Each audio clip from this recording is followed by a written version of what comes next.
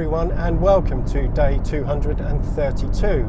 Mileage at the moment is 8,881 and I've done 444 on my new engine now.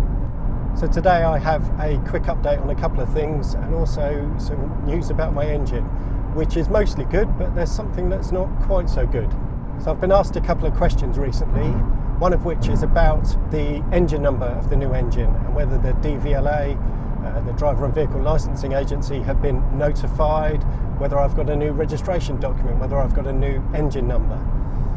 The news on that is that I don't have a new engine number. The engine supplied to the dealership from Ford is supplied with, I believe, a blank engine number, and the dealership stamp it with the engine number that I originally had. So there's no change on the V5, the registration document. The dealership just matched the engine number on the new engine to that the car was originally supplied with. Another question I've been asked is, how loud is my car when it's idling? I noticed before the previous engine failed, it was quite tappety under the bonnet when it was ticking over. So this morning when I cold started it, I filmed the sound under the bonnet. Is it quieter? Yeah, I think it may be. But for reference, here's what an engine with just 400 miles on it sounds like when it's ticking over on a cold startup.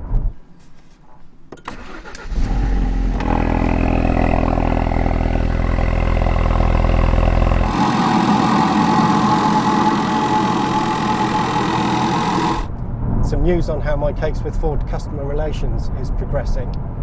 I asked the dealership a whole load of questions. I wanted to be comfortable that the engine they'd given me wasn't going to fail again. I'm trying to understand what's different about the new one and why it won't fail.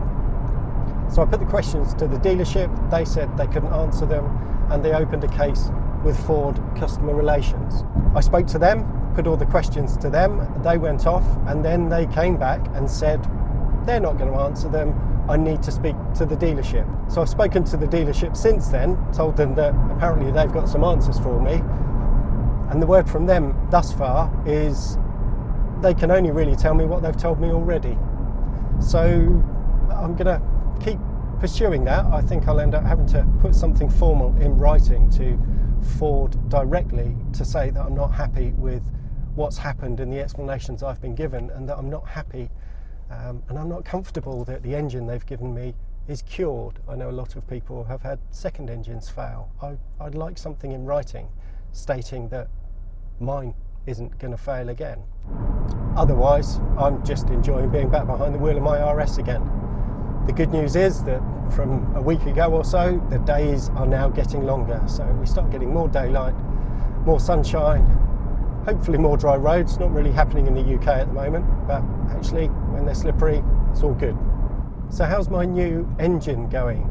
Well, it's pretty good. It feels strong. It feels quite a bit stronger than I remember the old one feeling in the beginning. Now, that may be partly due to me just being a bit more comfortable and used to the car, and more comfortable with giving it a bit of a squirt every now and then.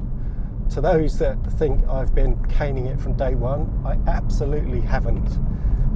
I obsess over treating things as they should be treating them properly, giving it a chance to break in. So as I said previously when I collected, I've set up a data logger and I've logged the first 400 miles. So here's a graph of the revs over that period, and you can see that I've been really quite well behaved at observing the advised limit of 5,000 RPM according to Ford. There was one occasion though when I went over the 5k by quite a bit. There were a few when I just crept over by 100 or 200 RPM, but there was one occasion when it actually bounced off the limiter, and that was through no fault of my own. The occasion when that happened, I was giving some people a lift home from work. It was the last day before Christmas, and they'd heard about the RS, and they asked me about launch control. So I thought, I know, I'll engage launch control and I'll demonstrate it. So I was stationary at a set of lights. I engaged launch control. I floored the accelerator, and instead of the revs getting up to 5k and limiting, actually went right round and bounced off the limiter. I tried it again and it went just above 5k. I didn't floor it that time because I wasn't keen on bouncing it off the limiter again. But launch control on that occasion failed. So I've reported this to the dealership. I may have to take it back to them. I'll give it a try in a second and see if I can replicate that fault again. Here we are then. Let's give this launch control a try, see if it's still playing up. So driver assist, launch control, I'm in first gear. Is it going to hold at 5,000? Okay, seems to have fixed itself. Oh well, that was a one-off then. It definitely failed and it definitely didn't hold at 5k, hence it's spiking up to about 6.5. And finally I went over to see my friend today with his 440. He's since taken his car back to BMW, had the M Performance exhaust put on. He also said he's had a map and filter put on it, but all done by BMW. Not quite sure exactly what he's had done to it, but apparently it's going to be making a whole load more power now. It does sound absolutely incredible. Sounds brutal.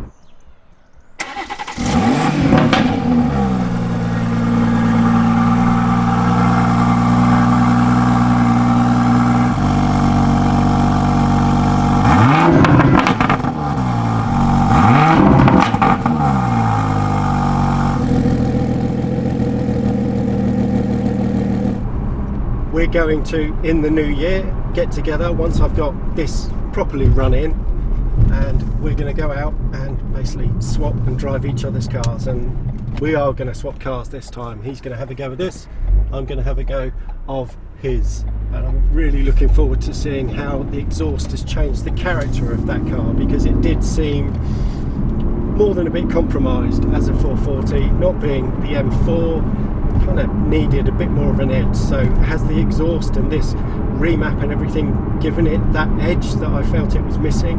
We'll find out in the new year. We're also planning to go back to Surrey Rolling Road in January or February if I can find a slot that Charlie can fit us in. Once I've got this running, I'm going to be sticking it back on the dyno again, and he's going to be putting his on as well. We'll see what my new engine is doing, and we'll see what his is now doing with all of these mods that he's had done. So that's something to look forward to in the new year, along with a Goodwood track day, which I'm hoping to get done kind of sometime in the spring. Can't wait for that. Can't wait to get this thing on a circuit and see how it feels. If you found this video useful or enjoyed it, please do give it a thumbs up. Give it a thumbs down if you don't, if you disagree.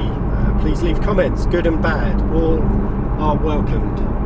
Don't forget to hit that subscribe button, turn notifications on, and thank you very, very much for watching. I'll see you all in my next video.